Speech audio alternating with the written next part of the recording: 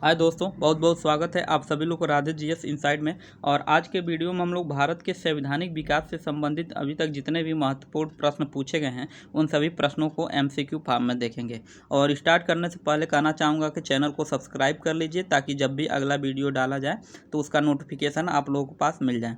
और इसमें चूँकि प्रश्न बहुत ज़्यादा हैं तो इसका ज़्यादा एक्सप्लेन नहीं करेंगे, केवल सही आंसर इसका देखते जाएंगे।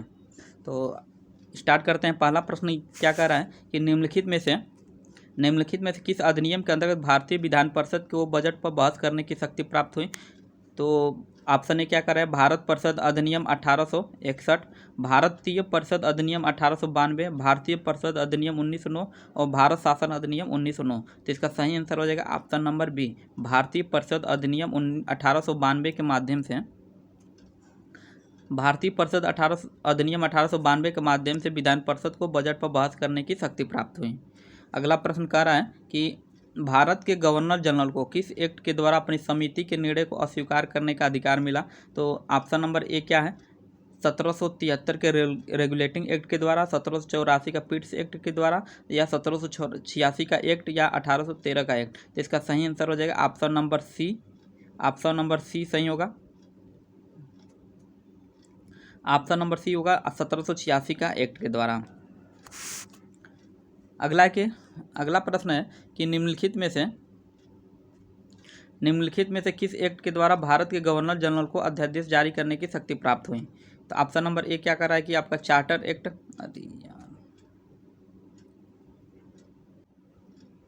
प्रश्न नंबर 4 देखते हैं। तो संविधान सभा में सदस्यों का चुनाव कैसे हुआ था, सीधे जनता द्वारा, भारतीय राष्ट्रीय कांग्रेस के नामांकन द्वारा, या भारत के राज्यों के शासकों से नामांकन द्वारा, या प्रांतीय विधान सभाओं द्वारा। तो चौथे का सही आंसर हो जाएगा option number D. Option number D सही हो जाएगा। संविधान सभा के सदस्यों का चुनाव कैसे हुआ था, तो प्रांतीय विधान सभाओं के द्वारा हुआ था। अगला प्रश्न है कि सूची 1 को सूची 2 से सुमिलित कीजिए तथा नीचे दिए कूट का सही उत्तर का चयन कीजिए। पहला क्या है कि नियंत्रण परिषद की स्थापना, सर्वोच्च न्यायालय की स्थापना, इंग्लिश मिशनरियों को भारत में कार्य करने की अनुमति, या गवर्नर जनरल परिषद में कानूनी सदस्य, गवर्नर जनरल की परिषद में कानूनी सदस्य की नियुक्ति। तो इसको थोड़ा छोटा करना पड़ेगा तब एक फ्रेम में आएगा। अब देखते हैं इसको। इसका सही आंसर हो जाएगा आपका, तो इसको देखते हैं। नियंत्रण परिषद की स्थापना हो गई। तो इसमें देखिए, इसको सॉल्व करने के लिए हम एक प्रश्न देख लेंगे कि मतलब एक स्टेटमेंट देखेंगे मिल रहा है कि नहीं। तो हमको पता है कि सर्वोच्च न्यायालय की स्थापना कब हुई थी, तो ये 1773 के रेगुलेटिंग एक्ट के माध्यम से हुई थी। एक मिनट, अर्थात बी किससे मिल रहा है, बी मिल रहा है 1 से। किससे मिल रहा है, बी, क्योंकि ये अमूमन सर्वोच्च न्यायालय की स्थापना जो भी तैयारी कर रहे होंगे, जो भी पढ़े होंगे, तो इनको सबको पता ही होगा, लगभग ज़्यादातर लोग ये पता ही होता है क्योंकि ये बहुत कॉमन है। तो ये नियामक अधिनियम 1773। तो अब देख लेंगे कि बी का वन किस ऑप्शन में है, बी का ए में है, नहीं है, तो इसको क्या कर देंगे, कैंसिल, ये नहीं होगा। बी में है, बी का 1 किस में है, जो बी मिल रहा है 1 से, तो बी का 1 में है, बी ऑप्शन बी में है, तो इसको सही कर देंगे। सी में देखेंगे तो सी में क्या, बी में 1 है, नहीं है, अर्थात ये भी कैंसिल। डी में नहीं है, अर्थात ये भी कैंसिल। तो इस माध्यम से सबसे मतलब सटीक आंसर हो जाएगा ऑप्शन नंबर बी। इसको और कोई हमको देखने की ज़रूरत ही नहीं पड़ेगी, बस एक मिलान कर लिए, बाकी सब मिल जाएगा। ठीक, ये ऐसे प्रश्न होते बहुत बड़े हैं लेकिन देखने में बस डर लगता है, लेकिन होते बहुत सिंपल होते हैं। बड़े होते हैं लेकिन सिंपल होते हैं, बस एक मिल गया आपको सारा मिल जाएगा। तो ये साल हो गया ऐसे। अगला प्रश्न देखते हैं, क्वेश्चन नंबर 6। भारत सरकार अधिनियम 1935 के भारत सरकार अधिनियम कहाँ गया, एक मिनट, 1935 के मुख्य तत्वों में सम्मिलित थे कि मतलब 1935 के शासन अधिनियम में क्या क्या सम्मिलित हैं। तो इसको देखते हैं, इसमें कई ऑप्शन दिया हुआ। एक, संघ की प्रावधान, प्रांतों को स्वायत्तता देना, प्रांतों में द्विशासन शासन की प्रस्तावना, केंद्रीय विधायिका को संप्रभुता प्रदान करना। तो इसका सही आंसर हो जाएगा आपका छठे का। देखिए, एक संघ का प्रावधान तो था 1935 के अधिनियम में, फिर प्रांतों को स्वायत्तता देना, प्रांतों को स्वायत्ता देना ये भी था, अर्थात 1 और 2 तो होना चाहिए। अब देखते हैं प्रांतों में द्वीप शासन की प्रस्तावना, ये नहीं था, ये 1919 के अधिनियम में था। अर्थात ऑप्शन 3 जिसमें भी होगा वो कैंसिल हो जाएगा, ये भी कैंसिल हो जाएगा, ये भी कैंसिल हो जाएगा और ये भी कैंसिल हो जाएगा, बचा ऑप्शन नंबर ए। तो ये सही हो जाएगा, ऑप्शन नंबर ए सही होगा। एक संघ का प्रावधान और प्रांतों को स्वायत्ता देना ये 1935 के शासन अधिनियम में था। अगला प्रश्न देखते हैं 7वां। प्रश्न नंबर 7 कह रहा है कि द्विशासन का अर्थ प्रशासन के विषयों का 2 वर्गों में विभाजन था। सही है। प्रांतों में उत्तरदायी शासन के बोध का प्रवर्तन कराने का प्रयत्न किया गया था। प्रांतों में उत्तरदायी शासन के बोध का प्रवर्तन कराने का प्रयत्न किया गया था। तो इसका सही ऑप्शन क्या कर रहा है, ए और आर दोनों सही है और आर ए का सही स्पष्टीकरण है। दोनों सही है, अर्थात ए और आर सही है, परंतु आर ए का सही स्पष्टीकरण नहीं है। ए सही है परंतु आर गलत है, ए गलत है परंतु आर सही है। तो इसका सही आंसर हो जाएगा आपका क्या, ऑप्शन नंबर ए, दोनों सही है, ए और आर दोनों सही है और इसका सही स्पष्टीकरण कर रहा है। देखिए क्योंकि ऐसे इसको सॉल्व करेंगे, द्विशासन का अर्थ प्रशासन के विषयों को 2 वर्गों में विभाजन करना था। आगे क्या लगा देंगे, क्योंकि लगाने बाद प्रांतों में उत्तरदायी शासन के बोध का प्रवर्तन कराने का प्रयत्न किया गया था, अर्थात सही भी है और व्याख्या भी सही कर रहा है, इसलिए ऑप्शन नंबर ए इसका सही हो जाएगा। अगला प्रश्न देखते हैं क्वेश्चन नंबर 8। 8 क्या कर रहा है, निम्नलिखित में किस अधिनियम में कलकत्ता में सर्वोच्च न्यायालय की स्थापना का प्रावधान किया गया। द रेगुलेटिंग एक्ट 1773, पिट्स का भारत अधिनियम 1784, चार्टर एक्ट 1813 या चार्टर एक्ट 1833। तो इसका सही आंसर हो जाएगा आपका क्या, तो रेगुलेटिंग एक्ट 1773। रेगुलेटिंग एक्ट 1773 के माध्यम से कलकत्ता में सर्वोच्च न्यायालय की स्थापना का प्रावधान किया गया था। अगला प्रश्न है कि केंद्र में द्वैध शासन किस अधिनियम के अंतर्गत स्थापित किया गया था। तो ऑप्शन नंबर ए क्या कह रहा है, भारत सरकार अधिनियम 1909, भारत सरकार अधिनियम 1919, भारत सरकार अधिनियम 1935 और भारत सरकार अधिनियम 1947। तो इसका सही आंसर हो जाएगा ऑप्शन नंबर सी, भारत सरकार अधिनियम 1935 के माध्यम से केंद्र में द्वैध शासन की स्थापना किया गया था और 1919 के अधिनियम के माध्यम से प्रांतों में द्वैध शासन की स्थापना का प्रावधान किया गया था। अगला प्रश्न, कैबिनेट मिशन योजना के अंतर्गत संविधान निर्माती परिषद में प्रत्येक प्रांत को आवंटित सदस्य संख्या निर्धारित करने के लिए एक प्रतिनिधि कितनी संख्या के अनुपात में था। ऑप्शन नंबर ए क्या, 8 लाख व्यक्ति, बी है 10 लाख व्यक्ति और सी है 12 लाख व्यक्ति, डी है 15 लाख व्यक्ति। तो इसका सही आंसर हो जाएगा आपका ऑप्शन नंबर बी, 10 लाख व्यक्ति। कितना है, 10 लाख व्यक्ति निर्धारित किया गया था। अगला प्रश्न, एक निर्वाचित संविधान सभा द्वारा सर्वप्रथम भारत के संविधान का निर्माण करने का प्रस्ताव पारित किया गया था। साइमन कमीशन द्वारा, भारत सरकार अधिनियम के द्वारा, क्रिप्स मिशन के द्वारा या कैबिनेट मिशन के ब्रिटिश कैबिनेट डेलीगेशन के द्वारा। तो इसका सही आंसर हो जाएगा ऑप्शन नंबर डी, 11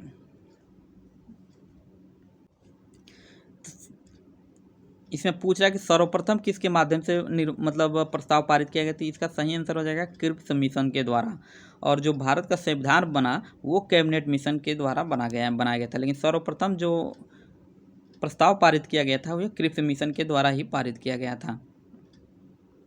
अगला 12वां क्वेश्चन देखते हैं कि भारत में उपनिवेशी शासन के संदर्भ में 1833 में इल्बर्ट बिल का उद्देश्य क्या था। इल्बर्ट बिल का उद्देश्य क्या था, जहां ऑप्शन ए क्या कर रहा है, जहां तक अदालतों को दंडिक अधिकारी का संबंध था भारतीय तथा यूरोपीय लोगों को बराबरी पर रखना, देसी प्रेस की स्वतंत्रता पर कड़ा अंकुश लगाना क्योंकि उसे औपनिवेशिक शासकों का विरोध समझा जाता था, प्रशासनिक सेवा परीक्षा भारत में करवाना ताकि देसी भारतीयों को उसमें बैठने को प्रोत्साहित किया जा सके, या शस्त्र एक्ट में संशोधन कर देसी भारतीयों को शस्त्र रखने की अनुमति देना। इसका सही आंसर हो जाएगा आपका ऑप्शन नंबर ई, इल्बर्ट बिल का मुख्य उद्देश्य था जहां तक अदालतों को दंडिक अधिकारिता का संबंध था भारतीय तथा यूरोपीय लोगों को बराबरी रखना। तो ये ऑप्शन नंबर ए इसका सही हो जाएगा। अगला प्रश्न देखते हैं क्वेश्चन नंबर 13। तो क्वेश्चन नंबर 13 का, राष्ट्रपति को अध्यादेश निर्गत करने की शक्ति प्रेरित है भारत सरकार अधिनियम 1919 द्वारा, भारत सरकार अधिनियम 1935 द्वारा या भारत सरकार अधिनियम 1909 द्वारा या भारत सरकार अधिनियम 1947 द्वारा। तो इसका सही आंसर हो जाएगा अध्यादेश जारी करने की शक्ति निर्गत है, ऑप्शन नंबर बी सही होगा, भारत सरकार अधिनियम 1935 के द्वारा। अगला प्रश्न है, भारतीय विधान पालिका प्रथम बार द्विसदनीय बनाई गई किसके माध्यम से? तो 1892 के भारतीय काउंसिल एक्ट द्वारा, 1909 के भारतीय काउंसिल एक्ट द्वारा, या 1919 के भारत सरकार अधिनियम द्वारा, या 1935 के भारत सरकार अधिनियम द्वारा। तो इसका सही आंसर हो जाएगा ऑप्शन नंबर सी, 1919 के भारत सरकार अधिनियम के द्वारा विधान पालिका में प्रथम बार द्विसदनीय सदनीय बनाई गई। अगला प्रश्न है प्रश्न नंबर 15 कि 1919 के भारत शासन अधिनियम को निम्नलिखित में से कौन सी प्रमुख विशेषता थी? ये IAS 2012 का प्रश्न है कि प्रांतों की कार्यकारिणी सरकार में द्वैध शासन की व्यवस्था, प्रांतों की कार्यकारिणी सरकार में द्वैध शासनों की व्यवस्था। तो 15 का ये तो क्या होगा, ये सही है, ये 1919 के अधिनियम में था। मुसलमानों के लिए पृथक सांप्रदायिक निर्वाचन मंडलों का व्यवस्था, ये नहीं था, क्योंकि ये 1909 के शासन अधिनियम के माध्यम से था। अर्थात जिसमें भी ऑप्शन नंबर 2 होगा वो गलत होगा। ये ऑप्शन नंबर बी में 2 है, ये पहले से कैंसिल, डी में 2 है, ये भी कैंसिल। अब बचा क्या, 1 और सी। अब देख लेते हैं थर्ड क्या करें। केंद्र द्वारा प्रांतों को विधायी शक्ति का हस्तांतरण, केंद्र द्वारा प्रांतों को विधायी शक्ति का हस्तांतरण। तो 15 का सही आंसर हो जाएगा 1 और थर्ड सही है, अर्थात ऑप्शन नंबर सी इसका सही हो जाएगा।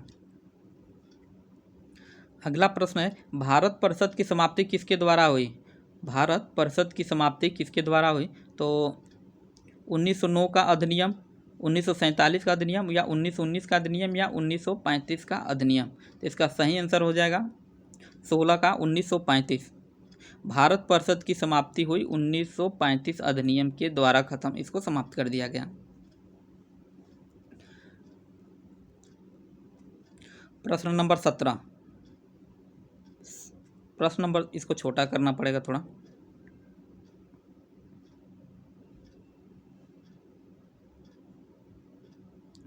ये कह रहा है कि भारत के उपनिवेशिक सरकार के अधिनियम को सूची 1 को सूची 2 के प्रावधान के साथ सुमिलित कीजिए और सूचियों को निम्नलिखित दिए गए कूट का प्रयोग कर सही चुनिए। सूची 1 भारत के उपनिवेशीय सरकार अधिनियम और सूची 2 प्रावधान। तो charter act 1813, regulating act 1773, act of 1858 और पिट्स इंडिया एक्ट 1784। अब देखते हैं, इसको पढ़ते हैं। भारत में ईस्ट इंडिया कंपनी के कार्यों को पूरी तरह से विनियमित करने के लिए ब्रिटेन में एक बोर्ड ऑफ कंट्रोल की स्थापना करना। भारत में कंपनी का व्यापार एकाधिकार समाप्त कर दिया गया। तो ये ऑप्शन नंबर 2 किसके माध्यम से किया गया था ये 1800 चार्टर एक्ट 1833 के माध्यम से। अब देख लेते हैं कि ए का किस में, थर्ड में किस में मिल रहा है। देखिए इसमें ये था कि चार्टर एक्ट 1813 के माध्यम से भारत में कंपनी का व्यापार एकाधिकार को समाप्त कर दिया गया, अर्थात ए का 2 से मिल रहा है। तो अब ऑप्शन में देखेंगे ए का कौन किस ऑप्शन में 2 में है। तो ऑप्शन नंबर ए में है, बी में, सी में भी है, डी में, बी में नहीं, अर्थात ये कैंसिल हो जाएगा, डी में भी नहीं है। मतलब ए 2 से बी में नहीं मिल रहा है और डी में नहीं मिल रहा है, बचा 2। अब देखते हैं क्या अगला है कि शासन का अधिनियम, ये थर्ड नंबर है, शासन का अधिनियम ईस्ट इंडिया कंपनी से ब्रिटिश क्राउन को हस्तांतरित कर दिया गया। तो ये किसके माध्यम से किया गया? 1858 के माध्यम से किया गया था। अर्थात सी का किससे मिल रहा है? सी का मिल रहा है थर्ड से। अब देखेंगे सी का थर्ड किससे मिल रहा है, ए और सी में। तो सी का थर्ड मिल रहा है, ऑप्शन नंबर ए में मिल रहा है सी का थर्ड, और बी में है, सी में है सी का 4। तो इसका इस माध्यम से सही आंसर हो जाएगा हमारा क्या, ऑप्शन नंबर ए। ऑप्शन नंबर ए क्या हो जाएगा, सही हो जाएगा।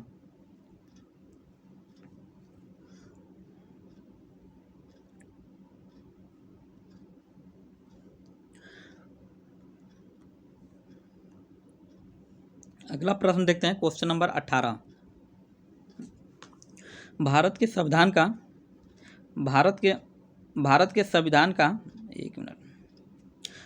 संविधान का प्रारूप तैयार करने वाली संविधान सभा के सदस्यों को ब्रिटिश संसद द्वारा नामित किया गया था, गवर्नर जनरल द्वारा नामित किया गया था, या विभिन्न प्रांतों की विधानसभाओं द्वारा चुना गया था, या भारतीय राष्ट्रीय कांग्रेस और मुस्लिम लीग के द्वारा चुना गया था।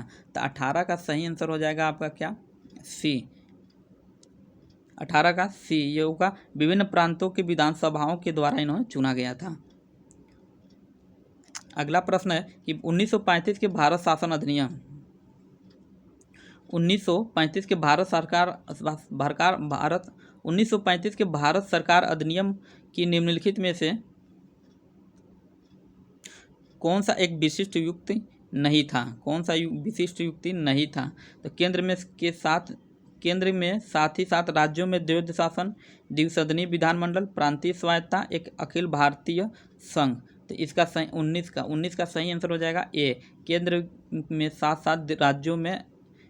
में साथ ही साथ राज्यों में द्वैध शासन ये नहीं था। ये 1935 के अधिनियम का प्रावधान नहीं था। अगला प्रश्न देखते हैं कि निम्नलिखित में से किस अधिनियम के तहत लॉर्ड कॉर्नवालिस को अपनी काउंसिल फैसलों को रद्द करने का अधिकार था? तो ऑप्शन नंबर ए रेगुलेटिंग एक्ट, 1786 का एक्ट, 1793 का एक्ट या 1813 का एक्ट। तो इसका सही आंसर हो जाएगा 20 का ऑप्शन नंबर बी। अब सबको पता होगा कि जो लॉर्ड कॉर्नवालिस आया था उससे 1786 में ही आया था। तो इसी के माध्यम से इसको अपने काउंसिल के फैसलों को रद्द करने का अधिकार दिया गया। अगला कि किस अधिनियम ने भारतवासियों को अपने देश के प्रशासन में कुछ हिस्सा लेना संभव बनाया? तो चार्टर एक्ट 1833, चार्टर एक्ट 1853 या गवर्नमेंट ऑफ इंडिया के 1858 या इंडियन काउंसिल एक्ट 1861। तो इसका सही आंसर हो जाएगा 21 का ऑप्शन नंबर ए। ऑप्शन नंबर एक होगा चार्टर एक्ट 1833 के माध्यम से भारतवासियों को अपने देश के प्रशासन में कुछ हिस्सा लेना संभव बनाया गया। क्वेश्चन नंबर 22 कह रहा है कि स्वतंत्र भारत की संविधान सभा के अध्यक्ष कौन थे? स्वतंत्र भारत के संविधान सभा के अध्यक्ष कौन थे? डॉक्टर भीमराव अम्बेडकर, डॉक्टर राजेंद्र प्रसाद, सी राजगोपालचारी और के मुंशी। तो इसका सही आंसर हो जाएगा क्या? तो डॉक्टर राजेंद्र प्रसाद। 22 का आंसर क्या हो जाएगा? डॉक्टर राजेंद्र प्रसाद संविधान सभा के अध्यक्ष बनाए गए थे। क्वेश्चन नंबर 23, 1946 में निर्मित अंतरिम सरकार में कार्यपालक परिषद के उप सभापति कौन थे? 23 का जवाहरलाल नेहरू, डॉक्टर राधाकृष्ण, सी राजगोपालचारी या डॉक्टर राजेंद्र प्रसाद। तो कार्यपालक परिषद के उप सभापति थे ये option number A Jawaharlal Nehru. Option number ए सही है, इसका जवाहरलाल नेहरू सही है। अगला देखते हैं, प्रांतों में द्वैध शासन प्रणाली किस अधिनियम के अंतर्गत लागू की गई?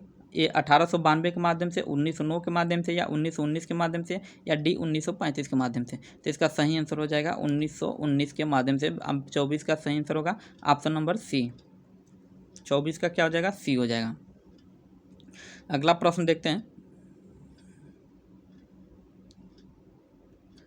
क्वेश्चन नंबर 25, संविधान सभा के चुने हुए अस्थायी अध्यक्ष कौन थे? संविधान सभा के चुने हुए अस्थायी अध्यक्ष डॉक्टर बी.आर. अम्बेडकर, डॉक्टर सच्चिदानंद सिन्हा, डॉक्टर राजेंद्र प्रसाद या डॉक्टर एस. राधाकृष्ण। तो इसका सही आंसर हो जाएगा आपका option number C, doctor Rajendra Prasad चुने हुए अस्थायी अध्यक्ष थे। क्वेश्चन नंबर 26 का रहा है कि अखिल भारतीय महासंघ स्थापित करने का प्रावधान शामिल किया गया था भारत सरकार अधिनियम 1935 के माध्यम से, अगस्त प्रस्ताव 1940 के माध्यम से या भारत सरकार अधिनियम 1919 में या कैबिनेट मिशन प्रस्ताव 1946 में। तो इसका सही आंसर हो जाएगा आपका भारत सरकार अधिनियम 1935 के माध्यम से अखिल भारतीय महासंघ स्थापित करने का प्रावधान किया गया था। नेक्स्ट है क्वेश्चन नंबर 27। क्वेश्चन नंबर 27 क्या है? भारत के संविधान निर्माती सभा के अध्यक्ष कौन थे? भारत के संविधान सभा के अध्यक्ष कौन थे? Doctor Rajendra Prasad, doctor B R. Ambedkar, Shri Iyer और जवाहरलाल नेहरू। तो इसका सही आंसर हो जाएगा आपका डॉक्टर राजेंद्र प्रसाद। डॉक्टर राजेंद्र प्रसाद संविधान निर्माती सभा के क्या थे? अध्यक्ष थे। भारत के संविधान की रचना हेतु संविधान सभा का विचार निम्नलिखित में से सर्वप्रथम किसने प्रस्तुत किया था? स्वराज पार्टी ने 1934 में, कांग्रेस पार्टी ने 1936 में या मुस्लिम लीग ने 1942 में या सर्वदलीय सम्मेलन 1946 में। तो 28 का सही आंसर हो जाएगा भारत के संविधान सभा की रचना हेतु संविधान का सभा का प्रथम विचार स्वराज पार्टी ने 1934 में रखा था। ऑप्शन नंबर ए इसका सही हो जाएगा। अगला प्रश्न है, नागरिक सेवाओं के लिए प्रतियोगी परीक्षा प्रणाली को सिद्धांततः स्वीकार किया गया 1833 में, बी 1853 में, सी 1858 में या डी 1892 में। तो इसका सही आंसर हो जाएगा ऑप्शन नंबर बी 1853 में नागरिक सेवाओं के लिए प्रतियोगी परीक्षा का प्रणाली के सिद्धांत को स्वीकार किया गया 1853। ऑप्शन नंबर बी इसका सही हो जाएगा 1853। अगला प्रश्न है कि निम्नलिखित में से कौन सा कथन संविधान सभा के विषय के विषय के बारे में सत्य है? तो वह वयस्क मताधिकार पर आधारित नहीं थी, वह प्रत्यक्ष निर्वाचन का परिणाम थी, वह बहुदलीय निकाय थी। तो संविधान सभा के विषय में सत्य है। तो 30 का सही आंसर हो जाएगा वो प्रत्यक्ष निर्वाचन का परिणाम थे। ऑप्शन नंबर ये 4 स्टेटमेंट छूट गया। उसने अनेक समितियों को माध्यम से कार्य किया था। तो सी 30 का सही आंसर हो जाएगा। देखिए, निम्नलिखित में कौन कथन संविधान सभा के विषय में सत्य है? तो वह वयस्क मताधिकार पर आधारित नहीं थी। तो ये क्या है? ये सही है। ऑप्शन नंबर ए स्टेटमेंट 1 सही है, क्योंकि वयस्क मताधिकार पे ये नहीं था। वो प्रत्यक्ष निर्वाचन का परिणाम थी। तो वो प्रत्यक्ष निर्वाचन का परिणाम नहीं था, अर्थात आप स्टेटमेंट 2 जिसमें भी होगा, 2 जिसमें वो गलत होगा। बी में है, ये भी कैंसिल हो गया। डी में ये भी एलिमिनेट हो गया। अब बचा ए और सी। अब देखते हैं, वह बहुदलीय निकाय थे। वह क्या था? बहुदलीय निकाय थी। तो ये भी स्टेटमेंट गलत होगा। 3 भी, अर्थात ये भी गलत। बचा क्या? Option number C. तो उसके उसने अनेक समितियों के माध्यम से कार्य किया था, ये भी सही है। अर्थात 1 और 4 वह वयस्क मताधिकार पर आधारित नहीं थी, ये सत्य है। और उसने अनेक समितियों का माध्यम से कार्य किया था, अर्थात ऑप्शन नंबर सी सही है। 1 और 4 स्टेटमेंट सही है इसका। अगला प्रश्न है, वेबल योजना के अनुसार कार्यकारिणी परिषद में हिंदू और मुस्लिम सदस्यों की संख्या समान होती थी। वेबल का विचार था कि ऐसी व्यवस्था से भारत का बंटवारा बच जाता। 31 क्वेश्चन नंबर 31। तो कह रहा है कि कथन और कारण दोनों सही है और कथन कारण का सही स्पष्टीकरण है। कथन और कारण दोनों सही है, किंतु कथन कारण का सही स्पष्टीकरण नहीं है। कथन सही है पर कारण गलत है। कथन सही है पर कारण गलत है। कथन गलत है पर कारण सही है। तो इसका सही आंसर हो जाएगा ऑप्शन नंबर सी। कथन सही है और कारण गलत है। बेबल योजना के अनुसार कार्यकारिणी परिषद में हिंदू और मुस्लिम सदस्यों पर विचार समान होती थी। बेबल का विचार था इसी व्यवस्था से भारत का बंटवारा बच जाएगा। ये स्टेटमेंट गलत है, अर्थात ये सही है। ऑप्शन नंबर सी इसका सही है, कथन सही है बस। अगला प्रश्न है, भारतीय संविधान सभा की स्थापना की गई थी 10 जून 1946 को, 6 दिसंबर 1946 को, या 26 नवंबर 1946 को, या 26 दिसंबर 1946 को। तो 32 का सही आंसर क्या हो जाएगा? 6 दिसंबर 1946 को। भारतीय संविधान सभा की स्थापना कब की गई थी? तो 6 दिसंबर 1946 को। ऑप्शन नंबर बी इसका सही होगा। अगला प्रश्न देखते हैं कि भारतीय संविधान को बनाने हेतु संविधान सभा के कुल कितने अधिवेशन हुए थे? ऑप्शन क्वेश्चन नंबर 33, 7, बी 9, सी 12 और डी 15। तो इसका सही आंसर हो जाएगा आपका क्या? तो ऑप्शन नंबर सी। भारतीय संविधान को बनाने हेतु संविधान सभा के कुल 12 अधिवेशन हुए थे। अगला प्रश्न है कि निम्नलिखित कथनों पर विचार कीजिए। गवर्नमेंट ऑफ इंडिया एक्ट 1935, प्रांतीय स्वशासन का उपबंध। गवर्नमेंट ऑफ इंडिया एक्ट 1935 में क्या क्या प्रावधान थे? तो प्रांतीय स्वशासन का उपबंध था, एक संघीय न्यायालय फेडरल कोर्ट की स्थापना का उपबंध था, केंद्र में अखिल भारत संघ का उपबंध था। तो क्वेश्चन नंबर 34 का क्या करते हैं कि प्रांतीय स्वशासन का उपबंध था, ये भी सही है। एक संघीय न्यायालय या फेडरल की स्थापना का उपबंध था, ये भी सही है। और केंद्र में अखिल भारतीय का उपबंध था, ये भी सही है। अर्थात इसका सही हो जाएगा ऑप्शन नंबर डी। 34 का ऑप्शन नंबर डी इसका सही हो जाएगा, अर्थात तीनों स्टेटमेंट इसका क्या है? सही है।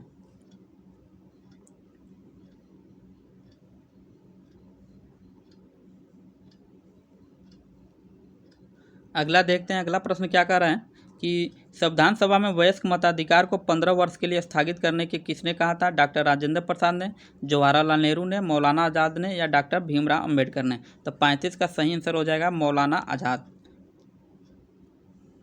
मौलाना आज़ाद ने ही 15 वर्षों के लिए स्थगित करने के बात कही थी संविधान सभा में वयस्क मताधिकार को, मौलाना आज़ाद ने कहा था। नेक्स्ट प्रश्न है कि 1935 के अधिनियम द्वारा स्थापित संघ में अवशेष शक्तियाँ किसको दी गई थी? तो संघीय विधान पालिका को, प्रांतीय विधानमंडल को, गवर्नर जनरल को, या प्रांतीय गवर्नरों को। तो 36 का सही आंसर हो जाएगा आपका सी, गवर्नर जनरल को। गवर्नर जनरल को दिया गया था। ये क्या किसको दिया था? गवर्नर जनरल को 1935 के अधिनियम द्वारा स्थापित संघ में अवशेष शक्तियाँ प्रदान की गई थी। अगला है कि निम्नलिखित में से संविधान सभा की संघ संविधान समिति का अध्यक्ष कौन था? संघ संविधान समिति का अध्यक्ष कौन था? तो doctor B R Ambedkar, doctor BR Ambedkar, JB Kripalani, Jawaharlal Nehru या अल्लादी कृष्ण स्वामी अय्यर। तो ये इसका सही आंसर हो जाएगा ऑप्शन नंबर सी। संविधान सभा के संघ की संविधान समिति का अध्यक्ष जवाहरलाल नेहरू थे। सही आंसर इसका हो जाएगा जवाहरलाल नेहरू। जवाहरलाल नेहरू। अगला प्रश्न देखते हैं, ये थोड़ा बड़ा छोटा करना पड़ेगा इसको, कि निम्नलिखित कथनों पर विचार कीजिए। 1935 के भारत सरकार अधिनियम की कुछ विशेषताएं थीं। 1935 के गवर्नर प्रांतों में देश शासन की समाप्ति, गवर्नरी प्रांतों में देश शासन की समाप्ति, गवर्नरों की विधायी क्रियाओं को निषेधाधिकार वीटो की शक्ति का स्वयं द्वारा विधि बनाना, या सांप्रदायिक प्रतिनिधि के नियम की समाप्ति। तो आप क्वेश्चन नंबर क्या है 38 का सही आंसर क्या हो जाएगा। देखिए उसमें 1935 के इसमें गवर्नरी प्रांतों में देश शासन की समाप्ति तो कर दिया गया था, अर्थात एक सही है, एक ऑप्शन नंबर 1 क्या है सही है। फिर गवर्नरों के विधायी क्रियाओं को निषेधाधिकार वीटो की शक्तियों तथा स्वयं द्वारा विधि बनाना, ये भी स्टेटमेंट 1 और 2 दोनों सही हैं। सांप्रदायिक प्रतिनिधि के नियमन की समाप्ति, तो ये नहीं किया गया था, अर्थात 3 गलत है, मतलब 3 नहीं था, तो इसमें ये 3 जिसमें भी होगा गलत हो जाएगा। तो सी में है और डी में ये भी कैंसिल हो गया। ए और 1 और 2 स्टेटमेंट सही था, तो ऑप्शन नंबर बी इसका सही हो जाएगा।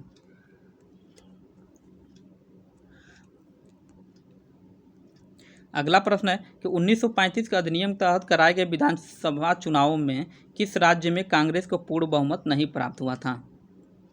तो कांग्रेस को बहुमत कहाँ नहीं प्राप्त हुआ था, तो क्वेश्चन नंबर 39 का सही क्या है, मद्रास, बिहार, उड़ीसा और बंगाल। तो इसका सही आंसर हो जाएगा आपका बंगाल में यहाँ पे कांग्रेस को पूर्ण बहुमत प्राप्त नहीं हुआ था। अगला प्रश्न है, किस कानून के तहत वायसराय को अपनी कार्यकारिणी के सदस्यों की संख्या में वृद्धि करने का अधिकार दिया गया था। 1861 के माध्यम से, 1892 के माध्यम से, या 1909 के माध्यम से, या 1919 के माध्यम से। तो इसका सही आंसर हो जाएगा आपका क्या, 1861 के माध्यम से वायसराय को अपने कार्यकारिणी पर के सदस्यों की संख्या में वृद्धि का अधिकार दिया गया था। अगला है कि निम्नलिखित में से कौन सा एक भारत शासन अधिनियम 1935 को स्वीकार किया हुआ महत्वपूर्ण अस्थायी अवयव नहीं है। तो देश के लिए एक लिखित संविधान, क्वेश्चन नंबर 41, देश के लिए एक लिखित संविधान, विधानमंडल के निर्वाचित एवं जवाबदेह प्रतिनिधि, एक संघ की योजना विचार, या विधानमंडल के लिए सरकारी सदस्यों को समावाचित किया जाना। तो इसका सही आंसर हो जाएगा क्या, ऑप्शन नंबर ई, ये 1935 में प्रावधान, इसका प्रावधान नहीं किया गया था, अर्थात देश के लिखित संविधान का प्रावधान 1935 में नहीं किया गया था। अगला प्रश्न है, भारत सरकार अधिनियम भारत का संविधान पूर्ण रूप से तैयार हुआ था कब, 26 जनवरी 1950 को, 26 जनवरी 1949 को, या 11 फरवरी 1948 का डी कोई नहीं। तो इसका सही आंसर हो जाएगा 42 का बी, 26 जनवरी 1949 को संविधान लागू मतलब पूर्ण रूप से तैयार हो गया था, लेकिन लागू किया गया इसे कब, 26 जनवरी 1950 को। तो इसका सही आंसर हो जाएगा ऑप्शन नंबर बी, 26 जनवरी 1950। नेक्स्ट, भारतीय संविधान कब लागू हुआ था, 26 जनवरी 1950 को, या 23 जनवरी 1950 को, 15 अगस्त 1947 को, या 26 दिसंबर 1949 को। तो इसका सही आंसर हो जाएगा ऑप्शन नंबर ए हो जाएगा क्या, तो 26 जनवरी 1950 को संविधान को लागू किया गया था। अगला प्रश्न है कि निम्नलिखित कथनों पर विचार कीजिए। चार्टर्ड एक्ट 1853 के द्वारा ईस्ट इंडिया कंपनी के भारतीय व्यापार के एकाधिकार को उत्साहित कर दिया गया। ईस्ट इंडिया कंपनी के भारतीय व्यापार को एकाधिकार को उत्साहित कर दिया गया, ये स्टेटमेंट तो पहले ही गलत है। ठीक, अगला है कि क्वेश्चन नंबर क्या है, ये 44 है ना, एक मिनट रुक जाइए। दूसरा स्टेटमेंट क्या कह रहा है कि गवर्नमेंट ऑफ इंडिया एक्ट 1858 के अंतर्गत ब्रिटिश संसद ने ईस्ट इंडिया कंपनी को पूर्णतः समाप्त कर भारत में सीधा शासन करने का उत्तरदायित्व ग्रहण किया। तो इसका ये स्टेटमेंट सही है, इसका अर्थात इसका ऑप्शन नंबर बी केवल सही होगा। ये केवल मतलब स्टेटमेंट 1 गलत है, तो केवल 1 ऑप्शन नंबर 1 गलत हो जाएगा, सी में दोनों, और अर्थात बी सही है। इसका ऑप्शन नंबर बी सही है, केवल स्टेटमेंट 2 सही है। अगला प्रश्न है, संविधान सभा के प्रमुख संविधान की प्रस्तावना का संविधान सभा के सम्मुख संविधान की प्रस्तावना का प्रस्ताव किसने रखा था? Option number A Jawaharlal Nehru, B R Ambedkar, B N Rao और महात्मा गांधी। तो ये जवाहरलाल नेहरू, इसका सही आंसर हो जाएगा option number A Jawaharlal Nehru. 45 का सही आंसर क्या हो जाएगा आपका? ये जवाहरलाल नेहरू।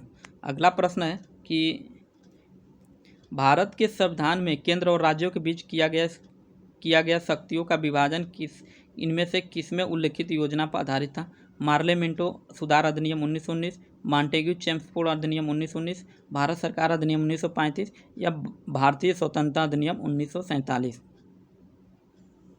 तो इसका सही आंसर हो जाएगा क्वेश्चन नंबर 46 का सही आंसर हो जाएगा भारत सरकार अधिनियम 1935 के माध्यम से केंद्र और राज्यों के बीच किया गया शक्तियों का विभाजन कर दिया गया। अगला प्रश्न, किस वर्ष संसद ने भारतीय संविधान अपनाया? 1947 में, 48 में, 1950 में और 1952 में। तो इसका सही आंसर हो जाएगा ऑप्शन नंबर सी 26 जनवरी 1950 को। अगला है कि 1946 के चुनाव के पश्चात मुस्लिम लीग ने किस प्रांतों में अपनी सरकार बनाई? ए बंगाल में, बी उत्तर पश्चिम प्रांत में या पंजाब में या डी बिहार में। तो इसका सही आंसर हो जाएगा 48 का ए बंगाल में 1946 के चुनाव में मुस्लिम लीग ने सरकार अपना सरकार बनाई थी।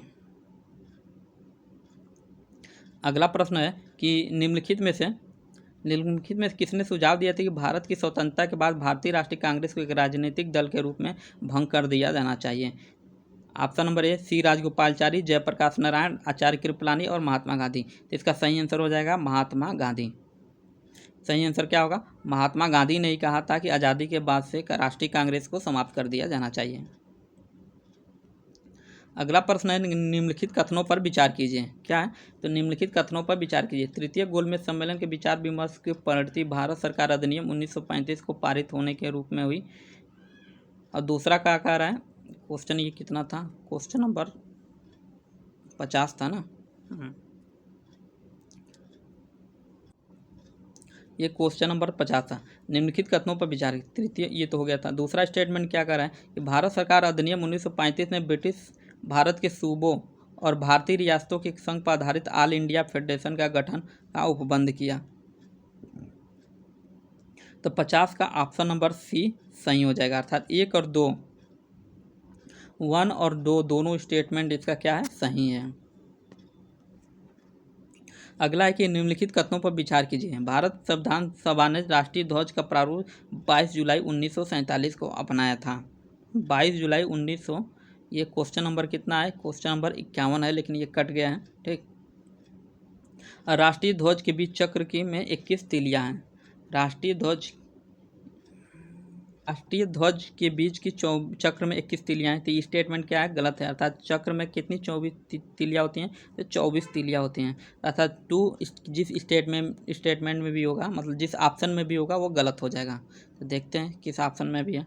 अच्छा, एक और स्टेटमेंट है इसमें कि राष्ट्रीय ध्वज की चौड़ाई लंबाई का अनुपात कितना है? 3/4 है। तो ये गलत होगा, क्योंकि इसके लंबाई चौड़ाई का अनुपात राष्ट्रीय ध्वज की चौड़ाई लंबाई का अनुपात 3/4 का है।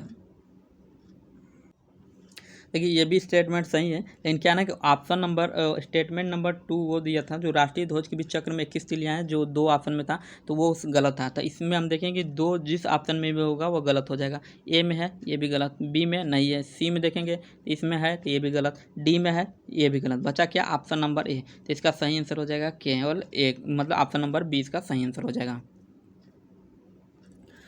अगला प्रश्न है, भारत का संविधान देश की आवश्यकताओं की पूर्ति करता है।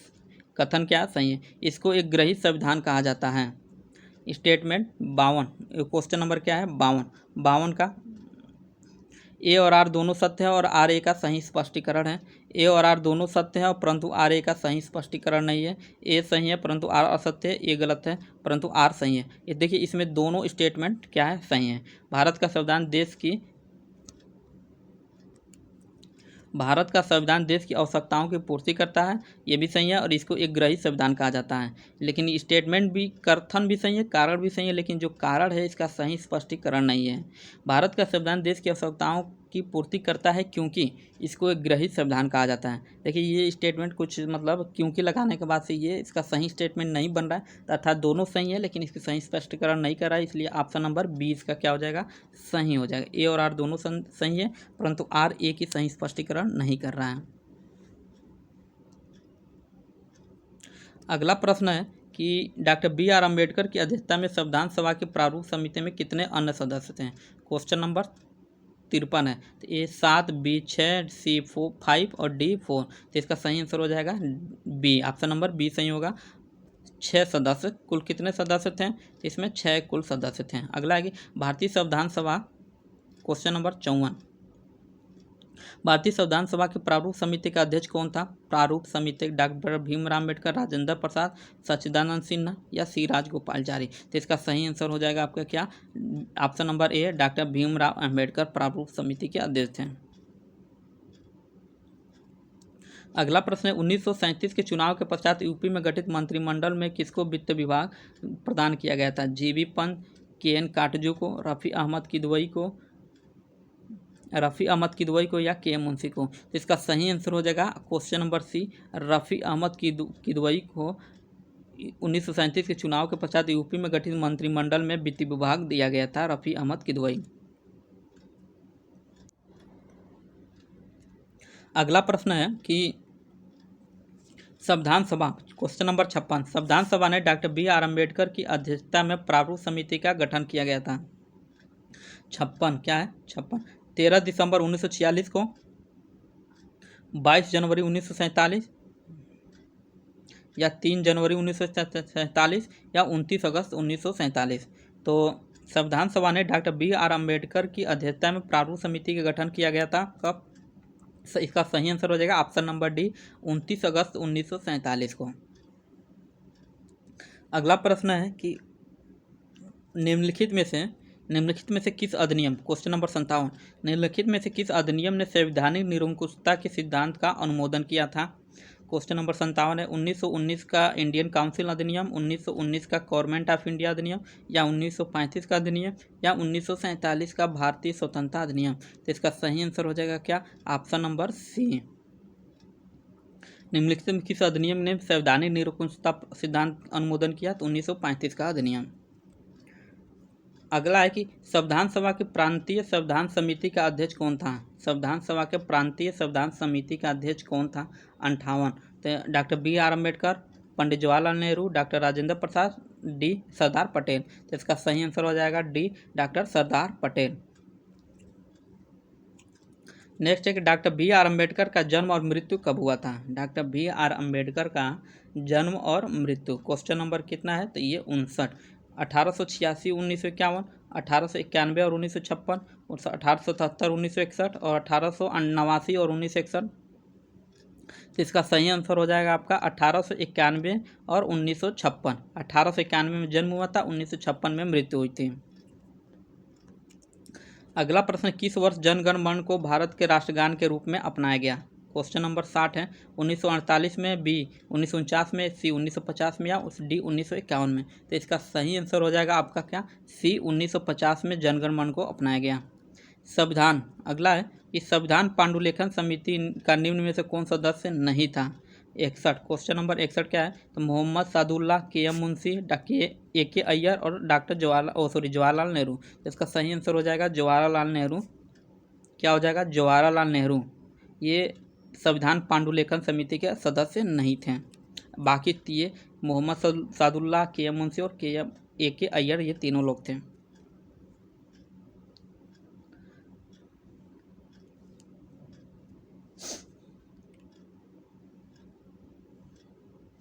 एक मिनट, ये क्वेश्चन नंबर 62 है, चूँकि पूरा पीडीएफ में कट गया है, लेकिन फिर भी ये क्वेश्चन नंबर 62 है। 61 हो गया था ऊपर, अब 62 देखते हैं। भारतीय संविधान को अपनाया गया था, भारतीय संविधान को अपनाया गया था संविधान सभा के द्वारा, ब्रिटिश संसद द्वारा या गवर्नर जनरल द्वारा या डी भारतीय संसद के द्वारा। तो इसका सही आंसर हो जाएगा संविधान सभा को अपनाया कैसे गया था, तो ये संविधान सभा के द्वारा, संविधान सभा के द्वारा। अगला क्वेश्चन है कि भारत के संविधान के निर्माण में संविधान सभा को कितना समय लगा था। 2 वर्ष 11 माह 18 दिन, 3 वर्ष 4 माह 14 दिन हालांकि इसका सही हुआ आंसर होगा 2 वर्ष। संविधान को बनाने में लगा था 2 वर्ष 11 माह 18 दिन। केवल सही ऑप्शन इसका जल्दी जल्दी खत्म करते जा रहे हैं क्योंकि अभी इसमें बहुत ज़्यादा प्रश्न है। क्वेश्चन नंबर 63, भारत में ब्रिटेन के संवैधानिक प्रयोगों में सबसे कम समय तक चला। 1861 का इंडियन काउंसिल एक्ट, 1892 का इंडियन काउंसिल एक्ट, या 1919 का इंडियन काउंसिल एक्ट, या 1919 का गवर्नमेंट ऑफ इंडिया एक्ट। ये क्वेश्चन नंबर कितना था? 64। तो इसका सही आंसर हो जाएगा 1919 का इंडियन एक्ट काउंसिल एक्ट। काफ़ी मतलब सबसे कम समय तक चला था 1909 का, क्योंकि 1919 में फिर एक 1919 का अधिनियम आ गया था, तो इसलिए 1909 का इंडियन काउंसिल एक्ट सबसे कम समय तक चला था। 65, क्वेश्चन नंबर 65 क्या कह रहा है कि भारत शासन द्वारा क्या है कि भारत शासन द्वारा राजकीय चिन्ह कब से अंगीकृत किया गया। राजकीय चिन्ह को कब से अंगीकृत किया गया? Question number 65।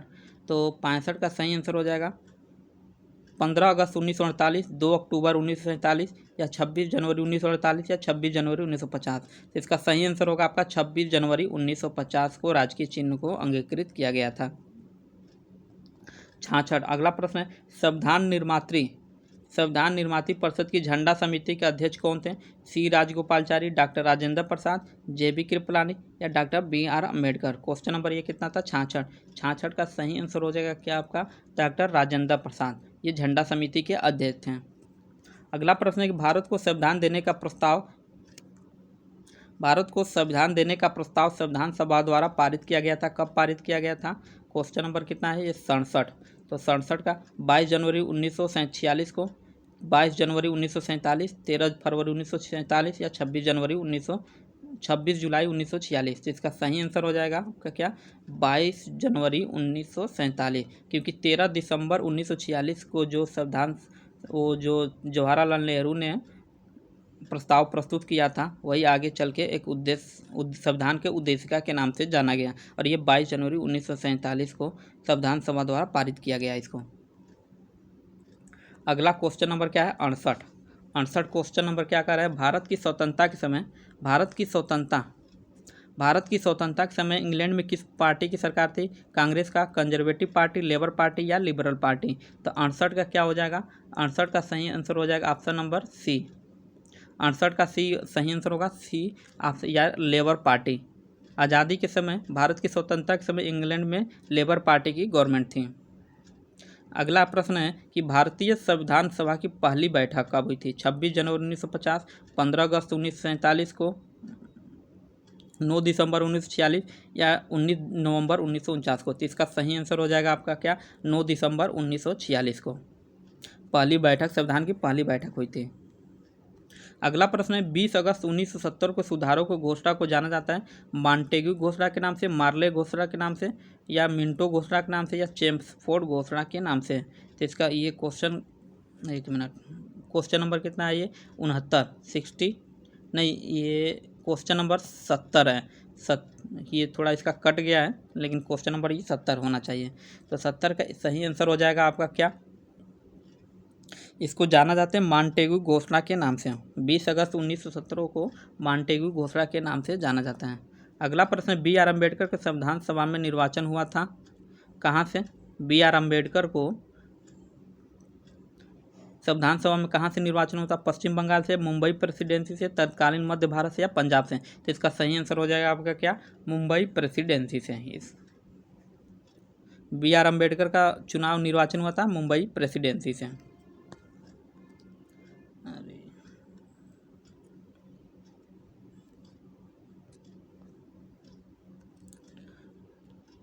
अगला देखते हैं, निम्नलिखित अधिनियमों में से किस अधिनियम के फलस्वरूप वर्मा भारत से अलग हुआ? तो Indian council act 1931, government of India 1919, या गवर्नमेंट ऑफ इंडिया 1935, या इंडियन इंडिपेंडेंस एक्ट 1947। तो इसका सही आंसर हो जाएगा क्या? गवर्नमेंट ऑफ इंडिया एक्ट 1935 के माध्यम से वर्मा को भारत से अलग कर दिया गया था। अगला प्रश्न है क्वेश्चन नंबर 73। क्वेश्चन नंबर क्या है? 73। भारत की संविधान सभा ने राष्ट्रीय ध्वज को सर्वप्रथम कब स्वीकार किया था? तो 22 जुलाई 1947। इसका सही आंसर हो जाएगा 22 जुलाई 1947। आगे आंसर देखने की जरूरत ही नहीं है। संविधान सभा में उद्देश्य प्रस्ताव निम्न में से किस एक के द्वारा प्रस्तुत किया गया था? तो ये doctor B R Ambedkar, Pandit Jawaharlal Nehru, Rajendra Prasad, doctor C D Deshmukh. तो सही आंसर हो जाएगा इसका क्या? तो बी जवाहरलाल नेहरू के द्वारा उद्देश्य प्रस्ताव 13 दिसंबर 1946 को पारित किया, मतलब लाया गया था। अगला प्रश्न है, भारतीय संविधान को 26 नवंबर 1949 को किसके द्वारा अधिनियमित किया गया? संविधान सभा द्वारा, भारत के गवर्नर जनरल द्वारा, भारतीय संसद द्वारा या ब्रिटिश संसद के द्वारा? क्वेश्चन नंबर क्या है? 75। Question number 75। तो 75 का सही आंसर हो जाएगा आपका संविधान सभा के द्वारा। 26 नवंबर 1949 को किसके द्वारा अधिनियमित किया गया था संविधान को? तो संविधान सभा के द्वारा, अर्थात ऑप्शन नंबर ए इसका सही हो जाएगा। अगला प्रश्न है कि निम्नलिखित में कौन अगस्त 1946 में गठित प्रथम अंतरिम सरकार का सदस्य नहीं था? सी Rajagopalachari, doctor Rajendra Prasad, doctor S Radhakrishna या जगजीवन राम? इसका सही आंसर हो जाएगा क्वेश्चन नंबर 76 का, तो डॉक्टर एस राधाकृष्ण ये 1946 में गठित प्रथम अंतरिम सरकार के सदस्य नहीं थे। अगला प्रश्न, लोक सेवाओं की परीक्षा इंग्लैंड तथा भारत में एक साथ कराने की स्तुति निम्न में से किसके द्वारा की गई थी?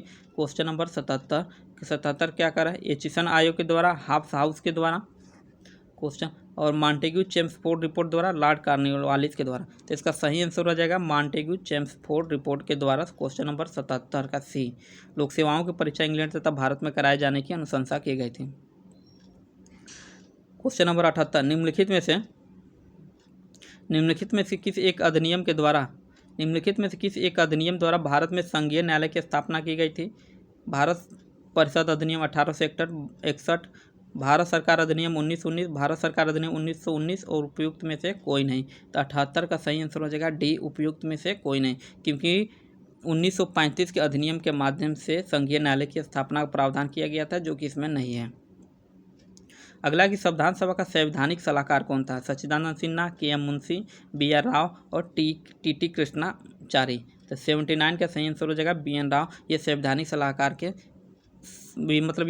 सलाहकार थे।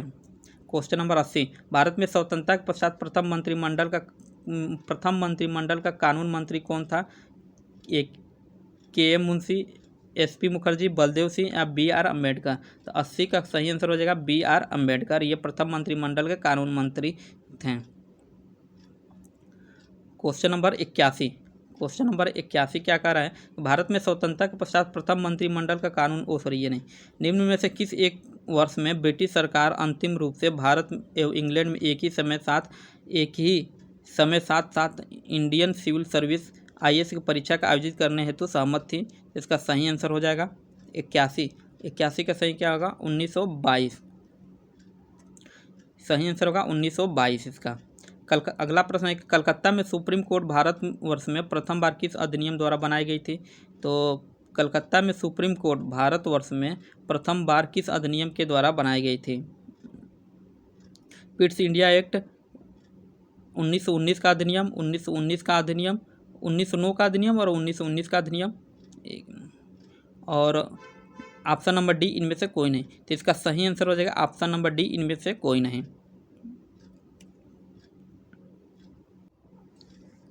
अगला प्रश्न क्या कह रहा है कि निम्नलिखित में से कौन संविधान प्रारूप समिति के सदस्य थे?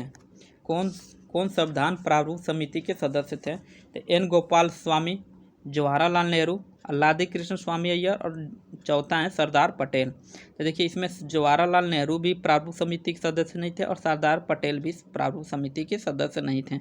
बचे कौन? 1 और 3, अर्थात ऑप्शन 83 का 1 और 3 जिसमें भी होगा वह सही होगा। तो इसमें किसमें है? देखिए सरदार पटेल नहीं थे, चौथा या था जिसमें भी होगा कैंसिल हो जाएगा। ए में है कैंसिल, बी में है ये भी कैंसिल, डी में ये भी कैंसिल, अर्थात बचा कितना? Option number C. तो इसका सही आंसर हो जाएगा सी। एन गोपाल स्वामी और अल्लादी कृष्ण स्वामी प्रारूप समिति के सदस्य थे, जबकि जवाहरलाल नेहरू और सरदार पटेल नहीं थे। अगला है कि किसने कहा था संविधान सभा कांग्रेस थी और कांग्रेस भारत? किसने कहा था संविधान सभा कांग्रेस थी और कांग्रेस भारत? तो इसको कहा था आपने किसने? तो ऑस्टिन ने। किसने कहा था? ऑस्टिन ने इसको कहा था। 84 का सही हो जाएगा, ऑप्शन नंबर ए सही हो जाएगा ऑस्टिन। अगला प्रश्न है कि भारतीय इतिहास के संदर्भ में प्रांतों से संविधान सभा के सदस्य,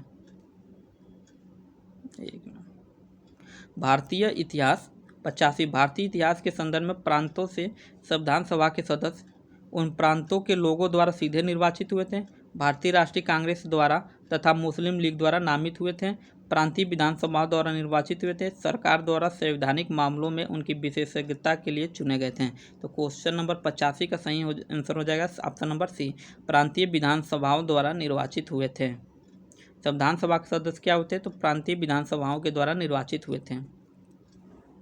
अगला है क्वेश्चन नंबर 86, बॉम्बे, मद्रास, कलकत्ता में उच्च न्यायालयों की स्थापना कब हुई थी? बॉम्बे, मद्रास और कलकत्ता में उच्च न्यायालय की स्थापना 86, ऑप्शन नंबर ए इसका सही हो जाएगा 1861। 1861 में बॉम्बे, मद्रास और कलकत्ता में उच्च न्यायालय की स्थापना की गई थी। क्वेश्चन नंबर 87 क्या कह रहा है कि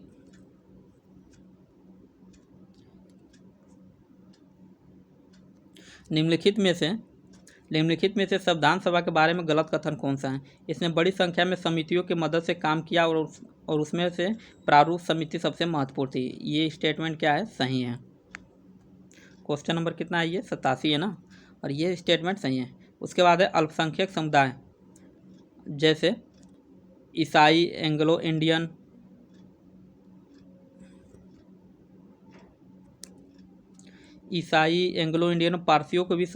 पारसियों को सभी में पर्याप्त प्रतिनिधि दिया गया था। अगला, इसका निर्वाचन सार्वभौम वयस्क मताधिकार के आधार पर किया गया था। तो अर्थात ये इसका ऑप्शन नंबर सी गलत हो जाएगा, क्योंकि संविधान सभा के बारे में ये ये सत्य नहीं है जो वयस्क मताधिकार के आधार पर किया गया था। अगला प्रश्न देखते हैं, इसको छोटा करना पड़ेगा कि सूची X को सूची Y से सुमेलित कीजिए और सूचियों के नीचे दिए गए कोटों का प्रयोग करते उत्तर चुनिए। संविधान सभा के पहले उपाध्यक्ष, प्रारूप समिति के मूलतः एकमात्र कांग्रेसी सदस्य, राजस्थान की रियासत का प्रतिनिधि करने वाले संविधान सभा के सदस्य, या संघ संविधान सभा के सदस्य, संघ संविधान समिति के सदस्य। क्वेश्चन नंबर क्या है? 88। तो 88 का सही आंसर हो जाएगा आपका क्या? ऑप्शन नंबर, देखिए संविधान सभा के पहले उपाध्यक्ष कौन थे? संविधान सभा के पहले उपाध्यक्ष तो ए का H.C. मुखर्जी जो थे संविधान सभा के H.C. मुखर्जी संविधान सभा के पहले उपाध्यक्ष थे। तो ए का 4 देखेंगे किस में मिल रहा है। ये ऑप्शन ए में नहीं मिल रहा है, बी में मिल रहा है, और भी ऑप्शन इसका होगा ऊपर होगा, तो उसको देख लेते हैं।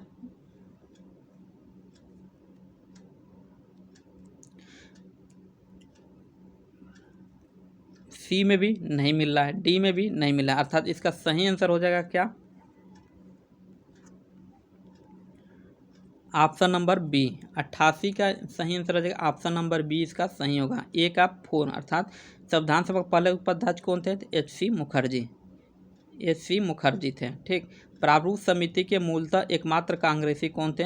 बी का 3rd, तो के.एम. मुंशी थे। फिर सी का देखते हैं, राजस्थान की रियासतों का प्रतिनिधित्व करने वाले संविधान सभा के सदस्य कौन थे? तो सी का टी कृष्णामाचारी, और डी का क्या हो जाएगा? सेकंड जवाहरलाल नेहरू संघ संविधान समिति के अध्यक्ष थे।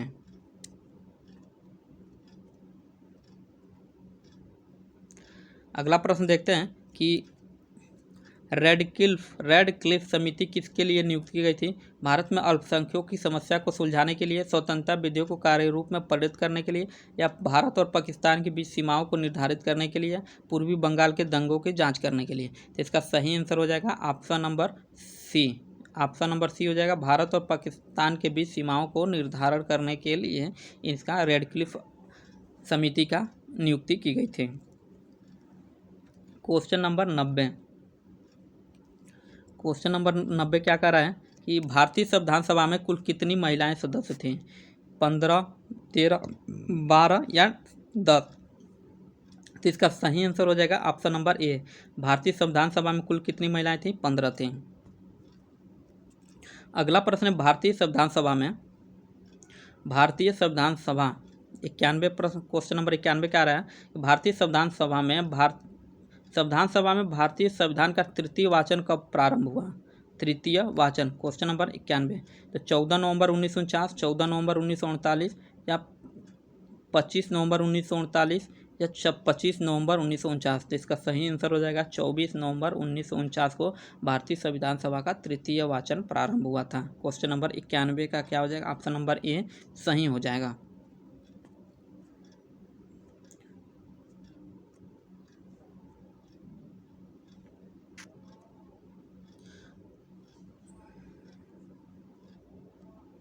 अगला है कि board of control. Question number 92 है, बोर्ड ऑफ कंट्रोल की स्थापना किस अधिनियम के अंतर्गत की गई थी? रेगुलेटिंग एक्ट अधिनियम 1773, सेटलमेंट अधिनियम 1781 या चार्टर अधिनियम 1813 या पिट्स इंडिया अधिनियम 1784। तो क्वेश्चन नंबर 92 का सही आंसर हो जाएगा पिट्स इंडिया एक्ट अधिनियम 1784 के माध्यम से बोर्ड ऑफ कंट्रोल की स्थापना की गई थी। क्वेश्चन नंबर 92 का सही आंसर होगा डी, पिट्स इंडिया एक्ट अधिनियम 1784। अगला है कि भारत का संविधान अंगीकृत एवं अधिनियमित हुआ था जनवरी 26, 1950 को, फरवरी 11, 1948 को या नवंबर 26 नवंबर 1949 को। तो सही आंसर हो जाएगा इसका ऑप्शन नंबर सी। 93 का सही आंसर क्या होगा? ऑप्शन नंबर सी, 26 नवंबर 1949 को। भारत का संघीय न्यायालय निम्नलिखित में से किस वर्ष स्थापित किया गया था? 94। Question number 94। 1935, 1937, 1946 और 1947। तो इसका सही आंसर हो जाएगा 94 का 1937 में संघीय न्यायालय का स्थापना किया गया था। 1935 के अधिनियम में इसका प्रावधान किया गया था, लेकिन स्थापना के बारे में देखा जाए तो 1937 में हुआ था। अगला प्रश्न है कि ब्रिटिश ईस्ट इंडिया कंपनी ने चाय के व्यापारिक एकाधिकार को खो दिया 1793 के चार्टर एक्ट द्वारा, 1813 के चार्टर एक्ट द्वारा या 1833 के चार्टर एक्ट द्वारा या 1853 के चार्टर एक्ट के द्वारा। तो इसका सही आंसर हो जाएगा क्या? ऑप्शन नंबर सी, 95 का सही आंसर होगा ऑप्शन नंबर सी, 1833 के चार्टर एक्ट के द्वारा ब्रिटिश ईस्ट इंडिया कंपनी चाय के व्यापारिक एकाधिकार को भी खो दिया। अगला प्रश्न है, भारतीय व्यापार में ईस्ट इंडिया कंपनी का एकाधिकार समाप्त हो गया। तो 1793, 1813, 1803 या 1813 में, 1833 में। तो इसका सही आंसर हो जाएगा क्वेश्चन नंबर 96 का 1813। ईस्ट इंडिया कंपनी का एकाधिकार कब समाप्त हुआ? तो 1813 के माध्यम से। लेकिन चाय और चीन के साथ व्यापार का एकाधिकार समाप्त नहीं हुआ था। क्वेश्चन नंबर 97, भारत सरकार अधिनियम 1919 ने निम्नलिखित में से भारत सरकार अधिनियम 1919 निम्नलिखित में से किसको स्पष्ट रूप से परिभाषित किया है? न्यायपालिका एवं विधायिका लेजिस्लेचर के बीच शक्ति का पृथक्करण, केंद्रीय एवं प्रांतीय सरकारों की अधिकारिता, भारत के सेक्रेटरी ऑफ स्टेट एवं वायसराय की शक्तियाँ, उपयुक्त में से कोई नहीं। सही आंसर इसका हो जाएगा 97 का बी, केंद्रीय एवं प्रांतीय सरकारों की अधिकारिता इसके 1919 के माध्यम से प्रावधान नहीं था। ये IAS 2015 का क्वेश्चन है। अगला प्रश्न है कि निम्नलिखित में से किस कानून ने पहली बार भारत में एक क्रियाशील विधान परिषद का सृजन किया? Question number 98।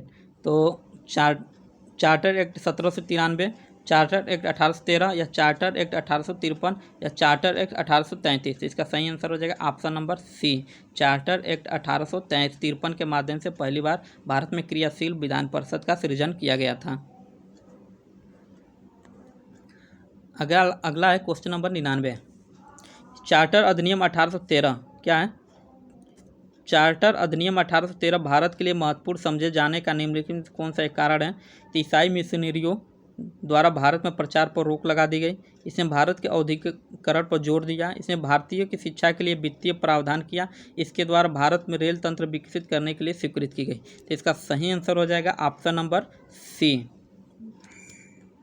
क्वेश्चन नंबर 99 का सही आंसर होगा आपका सी, इसके द्वारा भारतीयों के शिक्षा के लिए वित्तीय प्रावधान किया गया। 1 लाख रुपए का प्रावधान किया गया था, हालांकि वो 1 रुपया खर्च नहीं हो पाया, लेकिन प्रावधान किया गया था। अगला प्रश्न है, निम्नलिखित में से किस अधिनियम के द्वारा अंग्रेजों ने भारत में सर्वप्रथम परोक्ष निर्वाचन प्रणाली की शुरुआत की? क्वेश्चन नंबर 100, तो क्वेश्चन नंबर 100 का सही आंसर हो जाएगा 1892 के माध्यम से। केवल आंसर देख लेते हैं इसका सही। निम्नलिखित में किस अधिनियम के द्वारा अंग्रेजों ने भारत में सर्वप्रथम परोक्ष निर्वाचन प्रणाली की शुरुआत की? 1892। क्वेश्चन नंबर 100 का सही आंसर हो जाएगा डी, 1892 के माध्यम से। देश शासन का जनक किसे माना जाता है? 101, प्रश्न नंबर 101। तो देश शासन का जनक किसे माना जाता है? द्वैधसा, Lord Clive, Hector Munro, Macaulay और लियोनिल कॉर्टिस। तो सही आंसर हो जाएगा D, option number D, Lionel Curtis को द्वैध शासन का जनक माना जाता है। अगला है कि मॉन्टेग्यू चेम्सफोर्ड का प्रस्ताव किससे संबंधित है? Question number 102। सामाजिक सुधार से, शैक्षणिक सुधार से, पुलिस प्रशासन में सुधार या संवैधानिक सुधार से? तो 102 का सही आंसर हो जाएगा डी, संवैधानिक सुधार से संबंधित मॉन्टेग्यू चेम्सफोर्ड सुधार प्रस्ताव संवैधानिक सुधार से संबंधित है।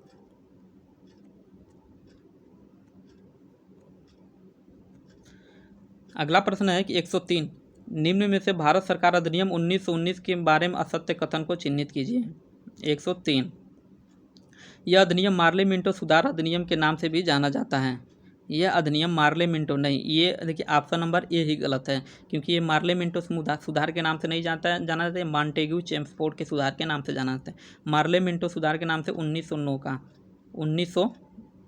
का अधिनियम को जाना जाता है अर्थात। और नीचे ऑप्शन देखने की मतलब ज़रूरत ही नहीं पड़ेगी, क्योंकि ऑप्शन नंबर असत्य को पहचान करना है और ये ही असत्य है। तो इसका 103 का सही आंसर हो जाएगा क्या? ऑप्शन नंबर ए। अगला प्रश्न है कि 1935 गवर्नमेंट ऑफ इंडिया एक्ट क्यों महत्वपूर्ण है? 104, यह भारतीय संविधान का प्रमुख स्रोत है, इसके द्वारा भारत को स्वतंत्रता मिली, इसमें भारत विभाजन का उल्लेखित किया, इसके द्वारा रियासतें समाप्त हुई। ये तीनों ऑप्शन गलत हैं, क्योंकि ये इसके द्वारा स्वतंत्रता मिली ये भी गलत, विभाजन उल्लेखित ये भी गलत है, और रियासतों को समाप्त की ये भी गलत है। यह भारतीय संविधान का प्रमुख स्रोत है, ये सही है, क्योंकि भारतीय संविधान में 1935 के प्रावधान को ही ज़्यादातर 1935 के प्रावधान को ही सम्मिलित कर लिया गया है।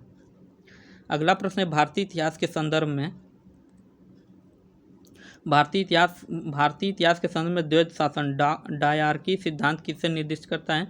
केंद्रीय विधानमंडल का 2 सदनों का विभाजन। क्वेश्चन नंबर क्या है? ये 105 है। तो 2 सरकारों अर्थात केंद्रीय और राज्य सरकारों को शुरुआत किया जाना, 2 शासक समुच्चय, एक लंदन में और दूसरा दिल्ली में होना, प्रांतों में प्रायोजित विषयों को 2 प्रवर्गों में विभाजित करना। तो इसका सही आंसर हो जाएगा ऑप्शन नंबर डी, डीआरकी अर्थात शासन का मतलब हुआ प्रांतों में प्रत्यायोजित विषयों का 2 प्रवर्गों में विभाजन करना। भारतीय उच्चायुक्त के पद का सृजन किस अधिनियम से हुआ? भारतीय उच्चायुक्त पद का सृजन किस अधिनियम के माध्यम से हुआ था? तो भारतीय काउंसिल अधिनियम 1919। क्वेश्चन नंबर क्या है? 106, भारत सरकार अधिनियम 1919, भारत सरकार अधिनियम 1935 या भारतीय स्वतंत्रता अधिनियम 1947? तो इसका सही आंसर हो जाएगा भारत सरकार अधिनियम 1919 के माध्यम से भारतीय उच्चायुक्त का पद का सृजन किया गया था। 106 का सही आंसर हो जाएगा ऑप्शन नंबर बी। अगला है कि 1919 में जब मॉन्टेग्यू चेम्सफोर्ड अधिनियम पास हुआ तब इंग्लैंड के प्रधानमंत्री कौन था? Lord George Hamilton. Question number क्या है? 107। और ऑप्शन क्या है? सर सैमुअल होर और लॉर्ड लेस्ली, और उपयुक्त में से कोई नहीं, उपयुक्त में से 101 से अधिक। तो इसका सही आंसर हो जाएगा आपका क्या? 107 था ना, तो 107 का सही आंसर होगा आपका क्या? Lord George. 1919 में जब मॉन्टेग्यू चेम्सफोर्ड का अधिनियम पारित हुआ उस समय इंग्लैंड के प्रधानमंत्री कौन थे? लॉर्ड जॉर्ज ही थे। अगला प्रश्न 108 है, निम्नलिखित में किस अधिनियम द्वारा ब्रिटिश ईस्ट इंडिया कंपनी द्वारा भारत में व्यापारिक एकाधिकार को समाप्त कर दिया गया? तो 1793 चार्टर अधिनियम, 1813 का चार्टर एक्ट, 1833 का चार्टर एक्ट या 1853 का चार्टर एक्ट? तो इसका सही आंसर हो जाएगा 108 का ऑप्शन नंबर बी, 1813 के चार्टर एक्ट के माध्यम से कंपनी का भारत का व्यापारिक एकाधिकार समाप्त कर दिया गया। क्वेश्चन नंबर 109 क्या है? 109, इसको छोटा करना पड़ेगा। नीचे दिए गए कथनों में जिनमें से कथन और कारण, कथन ए तथा दूसरे को कारण कहा गया है। कथन कह रहा है कि 1946 में मुस्लिम लीग ने कैबिनेट मिशन प्लान के दिए गए अपनी स्वीकृति वापस ले ली। 1946 में मुस्लिम लीग ने मिशन प्लान के लिए दिए गए अपनी स्वीकृति वापस ले ली। Question number 109।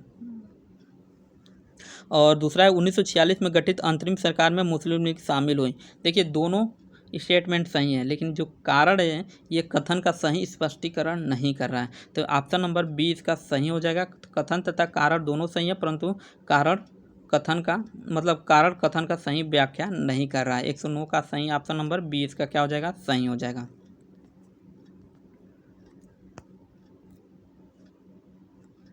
अगला प्रश्न है कि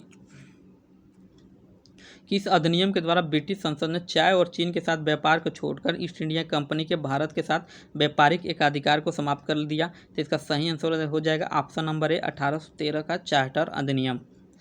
देखिए बस इसका सही ऑप्शन देखते हैं हम लोग जा रहे हैं।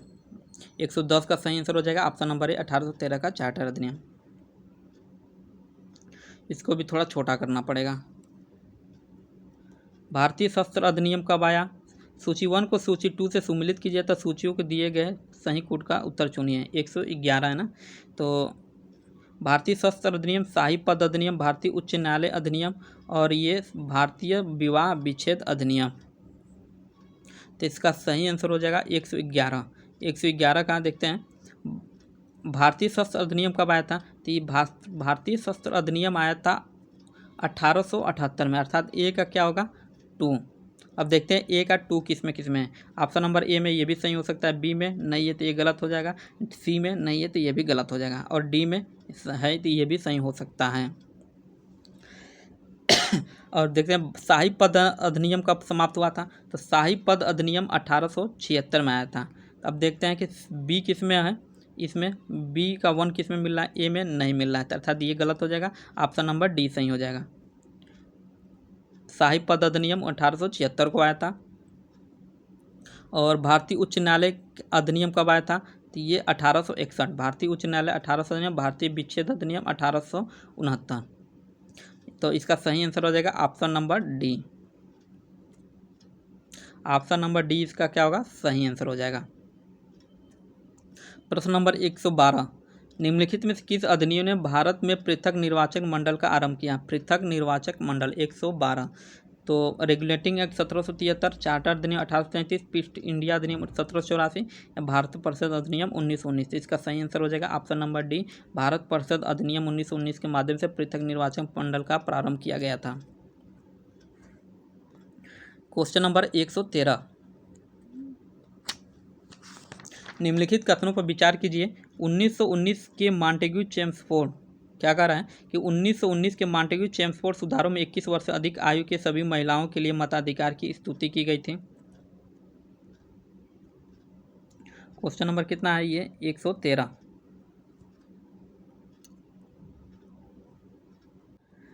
देखिए 1919 में मॉन्टेग्यू चेम्सफोर्ड सुधारों में 21 वर्ष से अधिक आयु कि सभी महिलाओं के लिए मताधिकार की स्तुति की गई थी। तो ये ऑप्शन क्या हो जाएगा, गलत। ये स्टेटमेंट सही नहीं है। अगला है कि 1935 के गवर्नमेंट ऑफ इंडिया एक्ट ने विधानमंडल में महिलाओं के लिए आरक्षित स्थानों का प्रावधान किया था। तो क्वेश्चन नंबर कितना था, ये 113 था ना। तो इसका ये अब स्टेटमेंट 2 क्या हो जाए, सही हो जाएगा, अर्थात बी इसका सही होगा। केवल 2 सही है, बाकी स्टेटमेंट 1 गलत है। क्वेश्चन नंबर 14, ब्रिटिश इंडिया के निम्नलिखित में से किस अधिनियम ने सामूहिक कार्यचालन के स्थान पर विभाग या विभागीय पद्धति द्वारा वायसराय की कार्यकारी परिषद को उनके प्राधिकार को और अधिक बल प्रदान किया? तो भारतीय परिषद अधिनियम 1861, भारत सरकार अधिनियम 1958 या भारतीय परिषद अधिनियम 1892, भारतीय परिषद अधिनियम 1909। तो 114 का सही आंसर हो जाएगा भारतीय परिषद अधिनियम 1861 के माध्यम से सामूहिक कार्यचालन के स्थान पर विभाग या विभागीय पद्धति द्वारा वायसराय की कार्यकारी परिषद पर प्राधिकार को और अधिक बल दिया गया था। क्वेश्चन नंबर 115, क्या आप मुझे एक भी स्वतंत्र देश दिखा सकते हैं जहाँ पृथक मताधिकार हो? अंग्रेज जा चुके हैं परंतु वे शरारत छोड़ गए हैं। निम्नलिखित में से उपरोक्त वाक्य को संविधान सभा में बहस में किसने कहा था? तो 115, तो सोमनाथ लाहिड़ी, जवाहरलाल नेहरू, सरदार वल्लभ भाई पटेल या एन जी रंगा। तो इस कथन को कहा था किसने? ऑप्शन नंबर सी, सरदार वल्लभ भाई पटेल ने इसको कहा था। 116 का प्रश्न देखते हैं कि निम्नलिखित घटनाओं पर विचार कीजिए तथा उनके काल क्रमानुसार व्यवस्थित कीजिए। देखिए सारधा अधिनियम कब आया था? तो ये 1929 में आया था। साइमन कमीशन 1946 में आया था। नेहरू रिपोर्ट 19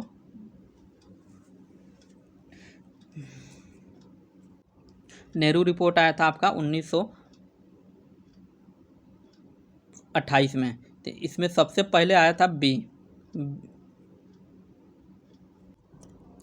ये प्रश्न कुछ गलत लग रहा है तो इसको कैंसिल करते हैं और आगे देखते हैं। Question number 117।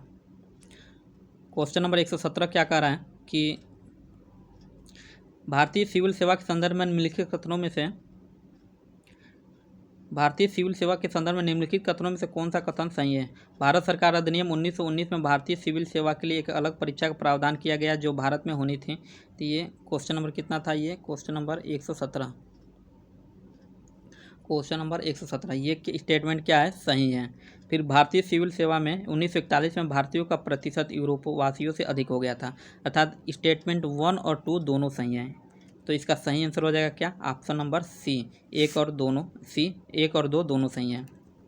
क्वेश्चन नंबर 18 क्या कह रहा है कि निम्नलिखित में से किसने ब्रिटिश भारत में प्रांतीय स्वायत्तता शुरू की? निम्नलिखित में किसने ब्रिटिश भारत में प्रांतीय स्वायत्तता शुरू की? भारत सरकार अधिनियम 1919, कैबिनेट मिशन, साइमन कमीशन, और डी क्या आ रहा है? भारत सरकार अधिनियम 1935। इसका सही आंसर हो जाएगा भारत सरकार अधिनियम 1935। 118 का आंसर डी हो जाएगा। अगला प्रश्न देखते हैं कि भारत सरकार अधिनियम 1919 में प्रांतीय सरकार के कार्य आरक्षित, रिजर्व और अंतरिक्ष ट्रांसपोर्ट विषयों के अंतर्गत बांटे गए थे। निम्नलिखित में से कौन आरक्षित विषयों को माने गए थे? कौन आरक्षित विषय माने गए थे? 119 तो न्याय प्रशासन ये था, स्थानीय स्वशासन ये नहीं था, भू राजस्व ये भी था, और पुलिस ये भी था। ये रिजर्व के माध्यम से थे। तो अर्थात इसका सही आंसर हो जाएगा ऑप्शन नंबर सी, 1, 3 और 4 सही है। मतलब 1, 3 और 4 था। अगला है कि निम्नलिखित में से किस एक्ट द्वारा बंगाल के गवर्नर जनरल को भारत के गवर्नर जनरल के रूप में अभिहित किया गया? 120 regulating act, Pitt's India act, 1793 charter act, 1833 का चार्टर एक्ट। तो सही आंसर हो जाएगा 1833 का चार्टर एक्ट, क्योंकि इसी के माध्यम से बंगाल के गवर्नर को भारत का गवर्नर जनरल कहा जाने लगा और लॉर्ड विलियम बेंटिक पहले गवर्नर जनरल थे। क्वेश्चन नंबर 21 का निम्नलिखित में से किस अधिनियम द्वारा 120 सदस्यों वाले चैम्बर ऑफ प्रिंसेस की व्यवस्था की गई थी? ये 2023 का प्रश्न है, पीसीएस 2023 का। तो ये इसका सही आंसर हो जाएगा 1919 का अधिनियम। 121 का सही आंसर हो जाएगा 1919 का अधिनियम। अगला प्रश्न देखते हैं कि नीचे दिए गए कथन जिनमें से एक को अभिकथन तथा दूसरे को कारण कहा गया है। ये जो RO 2023 की परीक्षा हुई थी, जो निरस्त हुआ था, उसी का प्रश्न ही है कि अक्टूबर 1946 में क्या कह रहा है ये कि अक्टूबर 122, क्वेश्चन नंबर 122 है ना। तो अक्टूबर 1940 में गांधी जी